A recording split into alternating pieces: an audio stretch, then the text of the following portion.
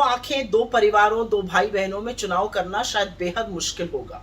और ऐसी ही कुछ द्वंद्व, ऐसी ही कुछ दुविधा राहुल जी के सामने भी रही होगी जब उनको रायबरेली और वायनाड में से एक चुनना था।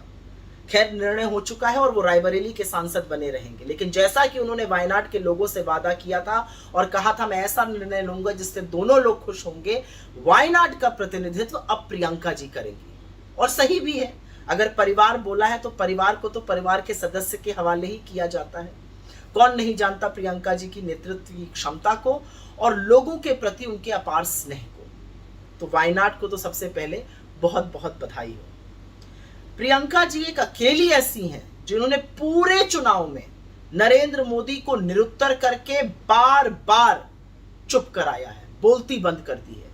चाहे वो मंगलसूत्र जैसी बात हो या भैंस ले जाने जैसी बेसिर पैर की बातें हो या मुजरा जैसा अपशब्द हो, अपनी दो टूक वक्तव्यों से, भाषणों से पूरे संयम, पूरी मर्यादा, पूरी गरिमा के साथ नरेंद्र मोदी की जो रची गढ़ी छवि थी उसको बेरंग कर दिया है। मैंने प्रियंका जी को बड़े करीब से लड़ते हुए देखा और क्या कमाल का लड़ती हैं। वो पूरी शिद्दत से लड़ती हैं, बेहद मेहनती हैं, बेहद जुझारू हैं और सबसे ज्यादा बेहद निर्भीक हैं। अन्याय के खिलाफ डटकर खड़ी हो जाती हैं और लड़ाई को अपने अंतिम पड़ाव तक लेकर जाती हैं। वो जितनी शिद्दत से लड़ती हैं उतनी ही बेपनाह मोहब्बत भी करती हैं। उनका कलेजा जो है वो बिल्कुल मोम जैसा है। किसी के खिलाफ अत्याचार सह नहीं सकती है, किसी के दुख को देखकर असहनीय हो जाता है, उसके लिए जरूर लड़ती हैं। बेहद समर्पित माँ हैं, पत्नी है, बहन है, बेटी है, अपनी जिम्मेदारियों का पूरी तरह निर्वाह करती हैं। और सबसे बड़ी बात यह है कि बड़े बड़े मुद्दों पर पकड़ रखती हैं, लेकिन उतनी ही तल्लीनता से छोटी छोटी बातों का भी ख्याल रखती हैं और ये उनको बेहद खास बनाता है। बहुत सारे लोगों में उनको इंदिरा जी की छवि नजर आती है, मुझे उनमें एक बहुत उन्मुक्त, बेपरवाह हंसती हुई, साहसी, सहृदय और संघर्ष करने वाली योद्धा नजर आती है। और इधर राहुल जी ने तो कमाल कर दिया। जो 5 पीढ़ियों का संबंध था उत्तर प्रदेश से वो और प्रगाढ़ हो गया। प्रयागराज से जो जड़ें निकली थी वो अब सिर्फ रायबरेली, अमेठी नहीं पूरे उत्तर प्रदेश में फैल चुकी हैं।